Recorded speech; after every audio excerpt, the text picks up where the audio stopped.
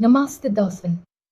H hum bat karin whale han vartia samvin ki union judiciary ki barman, yeni ki Supreme Court of India. Yigna sheriff deshki sabsa unhinek ahurtihai, balki samvin ki rakshak vihai.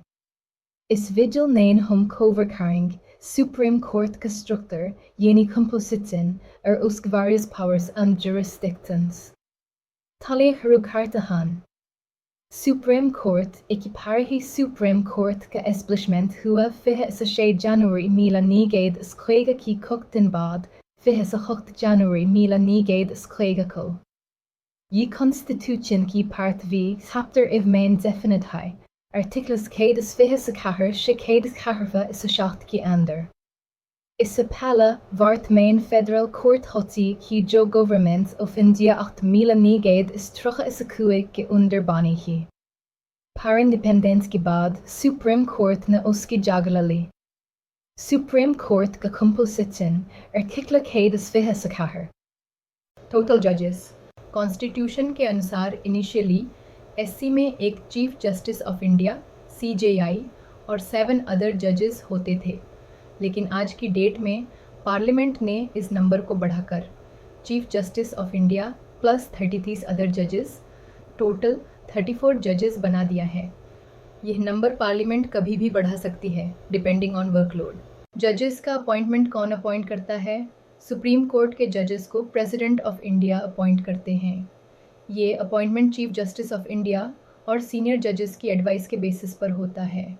Collegium system actual practice में collegium system follow किया जाता है, जिसे supreme court ने खुद judicial decisions के through develop किया।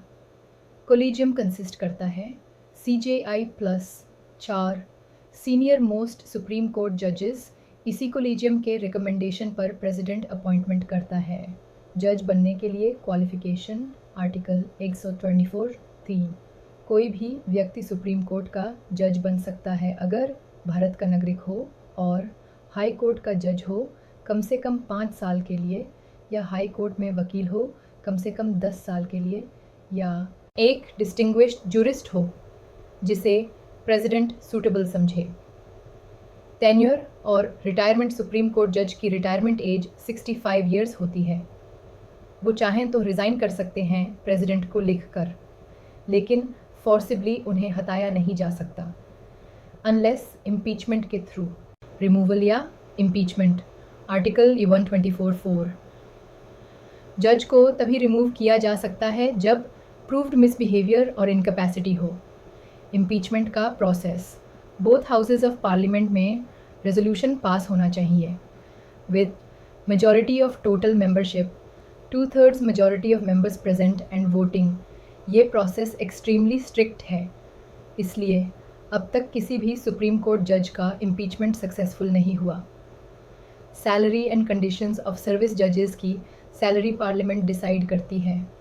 उनकी सैलरी और सर्विस कंडीशंस को कभी उनके डिसएडवांटेज में बदला नहीं जा सकता accept in financial emergency. Salary comes from consolidated fund of India. Supreme court की जरिस्डिक्शन एंड पावर्स। सुप्रीम कोर्ट का रोल बहुत वास्ट है। उसकी पावर्स 6 मेजर कैटेगरीज में आती हैं।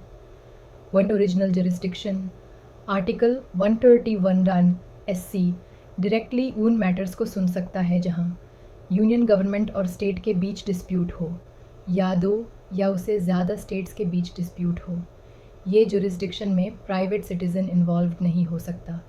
Example state of West Bengal वर Union of India 1963। To write jurisdiction article 32। Article 32 के तहत सुप्रीम कोर्ट किसी भी व्यक्ति के फंडामेंटल राइट्स वायलेट होने पर राइट्स इशू करता है। ये अंबेडकर जी के वर्ड्स में heart and soul of the constitution है।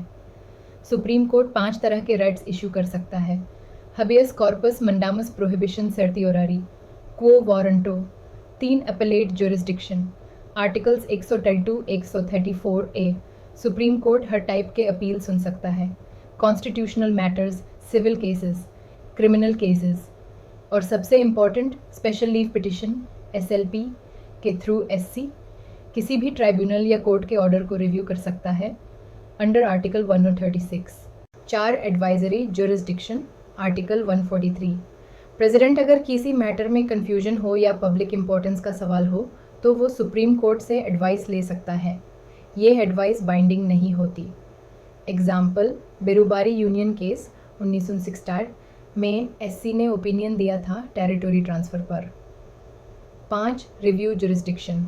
आर्टिकल 137 सुप्रीम कोर्ट अपने खुद के डिसीजंस को रिव्यू कर सकता है। अगर किसी जजमेंट में गलती हो गई हो या न्याय नहीं मिला हो तो एससी उसे करेक्ट कर सकता है। 6. Judicial review. एससी के पास जुडिशियल रिव्यू का अधिकार है जिससे वो किसी भी लॉ को अनकॉन्स्टिट्यूशनल डिक्लेयर कर सकता है या किसी एग्जीक्यूटिव एक्शन को नलिफाई कर सकता है। जुडिशियल रिव्यू को केसावानंदा भारती केस 1973 में बेसिक स्ट्रक्चर डॉक्ट्रिन का पार्ट माना गया है।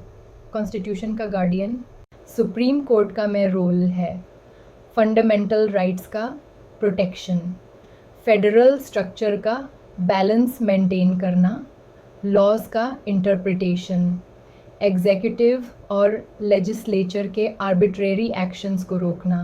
कुछ फेमस लैंडमार्क जजमेंट्स।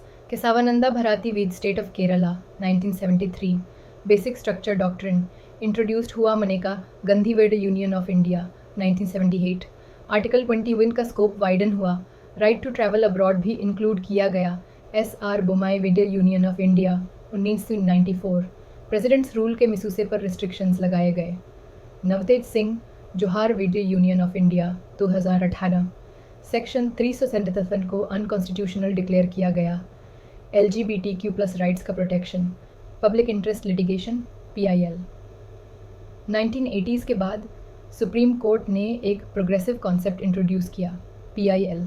इसके तहत कोई भी सिटीज़न या NGO किसी पब्लिक इशू पर केस फाइल कर सकता है बिना खुद डायरेक्टली अफेक्टेड हुए। पूर, ट्राइबल, एनवायरनमेंट, प्रिजनर्स सबको न्याय मिला। इसने जुडिशरी को पीपल फ्रेंडली बनाया। Summary table category article, power composition 124, structure and appointment original jurisdiction 131, disputes BW states and center, writ jurisdiction 32, enforcement of fundamental rights, appellate 132 to 134, appeals in civil, criminal, constitutional matters, advisory 143, precedents, legal questions, review 137, self-correction of SC judgments, conclusion। तो दोस्तों, supreme court of India सिर्फ एक न्यायालय नहीं बल्कि भारतीय लोकतंत्र का प्राण है। वो संविधान का रक्षक है, सिटीज़न के फंडामेंटल राइट्स का प्रोटेक्टर है और लॉ का फाइनल इंटरप्रेटर है। चाहे इमरजेंसी हो या किसी माइनॉरिटी का इश्यू, सुप्रीम कोर्ट ने हर वक्त ट्रूथ और जस्टिस का साइड लिया है। लेकिन जुडिशियल डिले, अपॉइंटमेंट्स का पॉलिटिसाइजेशन और पेंडेंसी जैसे चैलेंजेस भी हैं जिसे रिफॉर्म की ज़रूरत है। फिर भी सुप्रीम कोर्ट भारतीय न्याय व्यवस्था का एक स्ट्रॉन्ग पिलर है जिसे लोग भरोसा करते हैं। आपको यह वीडियो कैसा लगा कमेंट करके ज़रूर बताएं। मिलते हैं अगले लीगल टॉपिक के साथ। धन्यवाद।